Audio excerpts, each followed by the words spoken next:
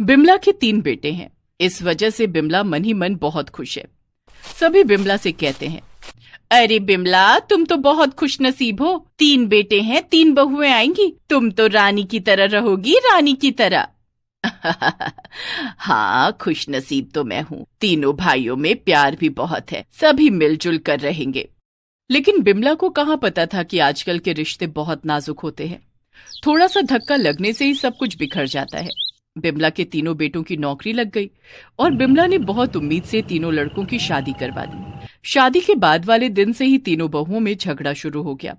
बड़ी बहू सीमा बाकी दोनों से कहने लगी, इस घर की बड़ी बहू मैं हूँ, इसीलिए मैं सिर्फ खाना बनाऊंगी, घर के बाकी काम तुम दोनों करोगे।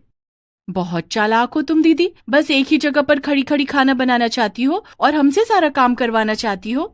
हम क्यों करें बाकी सारा काम? मुझे नहीं करना, मैं भी इस घर की छोटी बहू हूँ, मैं नहीं कर सकती कोई काम वाम। तीनों चिल्ला चिल्ला कर झगड़ने लगी। बिमला ने कहा, अरे बहू, क्या हुआ? तुम लोग चिल्ला क्यों रहे हो? शांति से भी तो बात कर सकती हो। 4 लोग सुनेंगे तो क्या कहेंगे? ये सुनकर 3 बहुएं एक साथ बिमला से झगड़ने लगे। 4 लोगों से हमें क्या? आपको परवाह होगी 4 लोगों की, हमें नहीं है। हाँ, यहाँ हम परेशान हैं और आपको 4 लोगों की पड़ी है।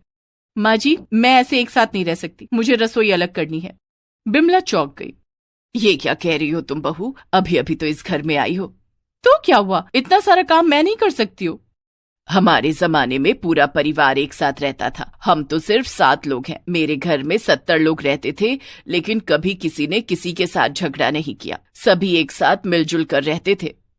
अब वो जमाना भी नहीं रहा और वो लोग भी नहीं रहे, इसीलिए चुपचाप हमारी बात मान लीजिए। बिमला के पास और कोई चारा नहीं रहा। 3 बहुओं ने अपनी अपनी रसोई अलग कर ली और अलग अलग खाना बनाने लगे।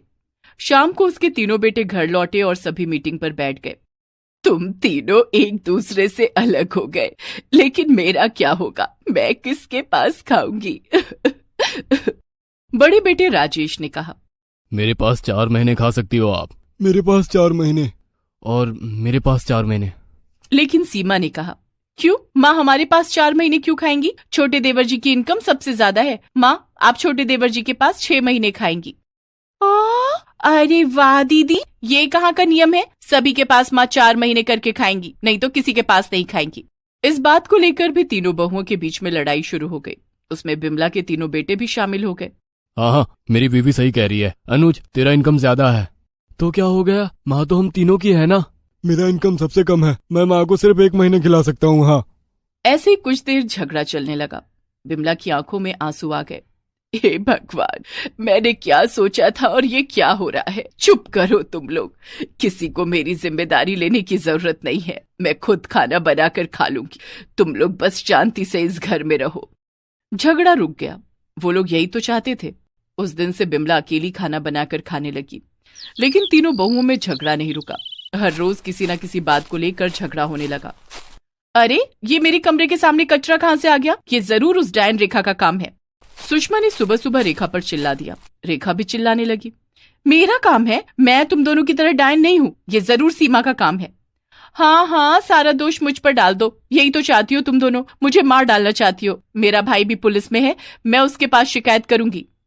हाँ हाँ हाँ, कर लो शिकायत। मेरा भी भाई वकील है, मैं भी देख लूंगी। आज से तुम दोनों मुझे शक्ल मत दिखाना। 3 बहुओं के बीच में बेचारी बिमला पिस जाने लगी। 1 साल बाद सीमा का एक बेटा हुआ और रेखा की एक बेटी हुई और सुषमा गर्भवती हो गई। सीमा ने उसके पति राजेश से कहा, देखिए जी, हमारा परिवार बड़ा हो रहा है, बेटा भी हो गया है और इस घर में हमारे लिए कमरा है एक। हाँ, तो क्या करूं? हम लोग नए घर में चले जाते हैं, वैसे भी ये घर पुराना हो गया है। लेकिन माँ का क्या होगा? बाकी दोनों है ना माँ को देखने के लिए। माँ की वजह से हम पूरा जीवन यहीं सड़ेंगे क्या? राजेश ने नया घर देखना शुरू कर दिया। एक दिन राजेश ने सभी को बुलाकर कहा, माँ, हम ये घर छोड़कर नए घर में जा रहे हैं। यहाँ एक ही कमरा है, हमारा बेटा कहाँ रहेगा? ये क्या बोल रहा है बेटा? कमरा कम पड़ रहा है तो यही बनवा ले। नए घर में जाने की क्या जरूरत है? जरूरत है माँ जी, हमारा बेटा बड़ा होगा, स्कूल में भर्ती होगा, घर में पढ़ाई करनी पड़ेगी। लेकिन इस घर में तो कुछ जानवर रहते हैं, हमेशा शोर शराबा करते रहते हैं, यहाँ पढ़ाई नहीं हो सकती। ऐसी माँ की बच्ची, तूने जानवर किसको बोला? तू जानवर, तेरे घर वाले जानवर। तुम सब नरक के कीड़े हो। मैं भी ये घर छोड़कर चली जाऊंगी। हाँ जी सुनिए, आप भी नया घर ढूंढिए। मत जाओ तुम लोग, मैं यहाँ अकेली क्या करूंगी। भले ही तुम लोग एक दूसरे से अलग रहते हो, अलग खाना बनाते हो, लेकिन मैं मेरे बेटों के पास तो रहती हूँ ना। दिन में एक बार ही सही, लेकिन उन्हें देख तो पाती हूँ ना। अकेले इस घर में मेरा दम घुट जाएगा। नहीं माँ, रेखा ठीक कह रही है। मैं भी अब इस घर में नहीं रहना चाहता हूँ। तो तुम लोग माँ को मेरे कंधे पर बैठाकर भागना चाहते हो? मैं ये होने नहीं दूंगा। मैं भी चला जाऊंगा यहाँ से। वैसे भी मैं तुम दोनों से ज्यादा कमाता हूँ। और इस तरह तीनों घर छोड़कर अपने अपने नए घर में चले गए। बिमला अकेली रह गई यहाँ। जिस परिवार को वो मजबूत समझती थी, वो परिवार ऐसे कांच की तरह बिखर जाएगा, ये उसने सपने में भी नहीं सोचा था। जिस परिवार को लेकर उसके मन में गर्व था, अहंकार था, वही परिवार टूटकर चूर चूर हो गया। अब रोने के अलावा बिमला कुछ भी नहीं कर सकती थी। हे भगवान, क्या फायदा हुआ 3 बेटे होने का। तीनों मुझे छोड़कर चले गए। अब मैं अकेली यहाँ पर क्या करूं? मैं बूढ़ी हो चुकी हूँ, ठीक से देख भी नहीं पाती। हे भगवान, मुझे उठा ले। बाहर अचानक से बारिश शुरू हो गई और अंदर बिमला की आंखों से बारिश की बूंदें टपकने लगी। बिमला को लगा जैसे कि कुछ अनर्थ होने वाला है। रात को बिना कुछ खाए वो सो गई। उधर उसके तीनों बेटे अपने अपने नए घरों में आराम से सोए हुए थे, लेकिन देर रात को तीनों ने एक ही सपना देखा।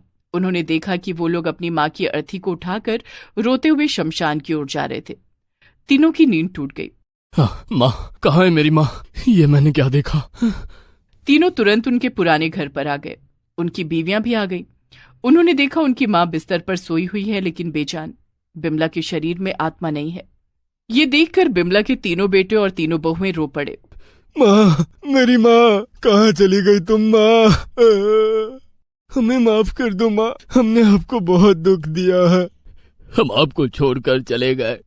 क्या इसी वजह से आप भी हमें छोड़कर चली गई माँ? माँ जी, माँ जी, हमें माफ कर दीजिए। बिमला का अंतिम संस्कार किया गया। माँ की मृत्यु होने के बाद तीनों को समझ में आया कि माँ की अहमियत क्या होती है। तीनों ने अपने अपने नए घर बेच दिए और पुराने घर में वापस आ गए। यही तो बिमला की आखिरी इच्छा थी। यही तो वो चाहती थी। जीते हुए ना सही, मरने के बाद वो अपने तीनों बेटों और तीनों बहुओं को एक कर गई। उसकी आखिरी इच्छा पूरी हो गई। अल्पना और कल्पना 2 सगी बहनें थी। अल्पना की शादी अमीर घर में हुई थी और कल्पना की शादी गरीब घर में। ठंड का मौसम था। मकर संक्रांति का त्योहार आने वाला था। आसमान में छाए घने कोहरे और तेज बर्फबारी ने गरीब कल्पना की मुश्किलें बढ़ा दी थी। उफ, कितनी बर्फबारी हो रही है। सुबह के 7 बज गए, लेकिन ऐसा लग रहा है जैसे अभी भी रात हो। सड़क पर कुछ दिखाई नहीं दे रहा है। ऐसे में बंटी के पापा काम पर कैसे जाएंगे? कल्पना के पति राघव एक ऑटो रिक्शा चलाते थे। ठंड के मौसम में दिन में भी रात जैसे हालात थे। ऐसे में ऑटो चलाना उनके लिए काफी मुश्किल होता था। ऊपर से ठंड के कारण सवारियां भी नहीं मिलती थी। उस दिन कल्पना का मन बहुत घबरा रहा था। उसने देखा कि राघव काम पर निकलने के लिए तैयार हो रहा था। बंटी के बाबा, आज काम पर मत जाइए, बाहर बहुत ठंड है, बर्फबारी हो रही है, क्या पता कोई सवारी भी मिले या ना मिले। कल्पना, ठंड के मौसम में ये सब तो होता ही रहेगा। इस तरह काम छोड़कर घर पर बैठ जाऊंगा तो हमारी दाल रोटी कैसे चलेगी? अच्छा, अब मैं काम पर निकलता हूँ। राघव अपना ऑटो रिक्शा लेकर सवारी की तलाश में निकल पड़ता है। कल्पना के 6 साल के बेटे बंटी की स्कूल की छुट्टियां चल रही थी। बंटी अभी सो रहा था। कल्पना उसे जगाती है। बंटी, बंटी उठ जा बेटे, सुबह हो गई है। माँ, अभी तो रात ही है, सूरज तो निकला ही नहीं। बेटे, कोहरे के कारण सूरज दिखाई नहीं दे रहा है। तू उठ जा, देख तेरे बाबा भी काम पर निकल चुके हैं। तू भी तैयार होकर पढ़ाई करने बैठ जा। कल्पना बंटी से बातें कर रही थी, तभी उसके फोन की घंटी बजती है। कल्पना ने देखा उसकी अमीर बहन अल्पना का फोन था। हेलो अल्पना, कैसी है बहन? मैं तो ठीक हूँ। अच्छा सुन, एक जरूरी बात बताने के लिए तुझे फोन किया है। कौन सी जरूरी बात? देख कितनी ठंड पड़ रही है। आज रात मैंने अपने घर में विंटर पार्टी रखी है। मेरी सोसाइटी की सभी औरतें और बच्चे पार्टी में आएंगे। हम बोन फायर करेंगे और वहीं बैठकर खाना खाएंगे। तू जरूर आना और बंटी को भी ले आना। लेकिन अल्पना, मेरा आना भी तय नहीं है। कल्पना, तू कितनी कंजूस है। अरे, अपनी बहन से मिलने के लिए थोड़े से पैसे नहीं खर्च कर सकती? ऑटो रिक्शा में थोड़ा सा पेट्रोल ही तो भरवाना पड़ेगा। इधर बंटी भी मौसी के घर विंटर पार्टी की बात सुनकर वहां जाने की जिद करने लगा। माँ, चलो ना मौसी के घर, मेरी स्कूल की छुट्टियां हैं, तुम कहीं घुमाने नहीं ले गई। मौसी के घर पर ही एंजॉय कर लूंगा ना। ठीक है अल्पना, मैं पार्टी में आ जाऊंगी। इतना कहकर कल्पना फोन रख देती है। लेकिन कल्पना को पता था कि जब वो राघव के ऑटो रिक्शा में बैठकर अल्पना के घर जाएगी तो अल्पना उसका कितना मजाक उड़ाएगी। ऐसा पहले बहुत बार हो चुका था। लेकिन बंटी के बार बार जिद करने पर कल्पना अपनी अमीर बहन अल्पना के घर जाने के लिए तैयार हो जाती है। शाम को जब राघव काम से घर लौटता है तो कल्पना उसे विंटर पार्टी वाली बात बताती है। कल्पना, आज कोई सवारी नहीं मिली। आज मेरी जेब में फूटी कौड़ी भी नहीं है। ऑटो में थोड़ा पेट्रोल तो है, लेकिन वो मैंने कल के लिए बचा कर रखा है। कोई बात नहीं बंटी के बाबा, मेरा तो वैसे भी पार्टी में जाने का मन नहीं था। माता पिता की बात सुनकर बंटी ने रोना धोना शुरू कर दिया और पार्टी में जाने की जिद करने लगा। कल्पना, मेरे ख्याल से तुम्हें पार्टी में अपनी बहन के घर जरूर जाना चाहिए। चलो, मैं तुम लोगों को वहां छोड़ देता हूँ। लेकिन कल आप काम पर कैसे जाएंगे? कल के लिए कुछ इंतजाम हो जाएगा, उसकी फिक्र तुम मत करो। पार्टी में बंटी का दिल बहल जाएगा। कल्पना और बंटी तैयार होकर ऑटो रिक्शा में बैठ जाते हैं और राघव उन्हें अल्पना के घर छोड़ देता है। अल्पना का घर एक आलीशान बंगला था। उसके पति काफी रईस थे। कल्पना जब ऑटो रिक्शा से उतरकर अल्पना के बंगले में जाने लगती है तो पार्टी में आए मेहमान उसे अजीब नजरों से घूरने लगते हैं। वे कल्पना और बंटी के सस्ते कपड़े देखकर मुंह टेढ़ा कर लेते हैं। इधर राघव बंगले के बाहर ऑटो लेकर खड़ा था। वहां उसे कुछ सवारियां मिल जाती हैं और उसकी कमाई हो जाती है। इधर पार्टी में, अरे कल्पना, राघव को कहाँ छोड़ दिया? वो बंगले के बाहर ही हैं। चलो अच्छा किया उन्हें बाहर छोड़ाई, इसी बहाने उन्हें सवारियां मिल जाएंगी। वैसे भी इतनी ठंड में उनकी कमाई कहाँ हो पाती होगी। सबके सामने अल्पना का इस तरह से कहना कल्पना को बिल्कुल भी अच्छा नहीं लग रहा था, लेकिन उसने कुछ नहीं कहा। सभी लोग घर के बाहर लॉन में बैठे थे जहाँ बॉनफायर हो रहा था। बंटी अल्पना के बेटे विकी के साथ खेल रहा था। खाने पीने का दौर शुरू हो गया था। तभी कल्पना ने अल्पना से कहा, अल्पना, अगले हफ्ते मकर संक्रांति का त्योहार है, क्या तू गंगा स्नान के लिए चलेगी? क्या कल्पना, तू अभी भी इन सब बातों पर विश्वास करती है? गंगा स्नान, और वो भी इतनी ठंड में? अल्पना, मकर संक्रांति के दिन गंगा स्नान करने से 7 जन्मों के पाप धुल जाते हैं। इस दिन गंगा में स्नान करके जरूरतमंदों के बीच दान भी करना चाहिए। ओह कम ऑन कल्पना, तू अभी भी 7 जन्मों पर यकीन करती है? अरे जो जिंदगी है सो आज है, कल किसने देखा? पता नहीं 7 जन्म होते भी है या नहीं। मैं ये सब नहीं मानती। और रही बात जरूरतमंद को दान करने की, तो मैं तुझे कुछ दान में दे दूंगी। ऐसा कहकर अल्पना जोर जोर से हंसने लगती है। उसकी हंसी कल्पना के दिल में कांटों की तरह चुभ रही थी। उससे पार्टी में कुछ खाया भी नहीं गया। बंटी का हाथ पकड़कर वो बंगले से बाहर आ गई। बाहर राघव उसका इंतजार कर रहा था। तीनों ऑटो पर बैठकर घर आ जाते हैं। घर आकर कल्पना फूट फूट कर रोने लगती है। क्या बात है कल्पना? मैंने कहा था ना कि मेरा वहां जाने का बिल्कुल मन नहीं है। फिर कल्पना ने राघव को वो सब बताया जो अल्पना ने उससे कहा। तुम दिल छोटा मत करो कल्पना, उसे अपनी अमीरी के घमंड में रहने दो, लेकिन तुम अपना कर्तव्य मत भूलना, मकर संक्रांति अच्छे से मनाना। और हाँ, तुम जब पार्टी में थी तब मुझे कुछ सवारियां मिल गईं और मेरी थोड़ी बहुत कमाई भी हो गई। ये लो 300 रुपए, मकर संक्रांति पर तुम्हारे काम आएंगे।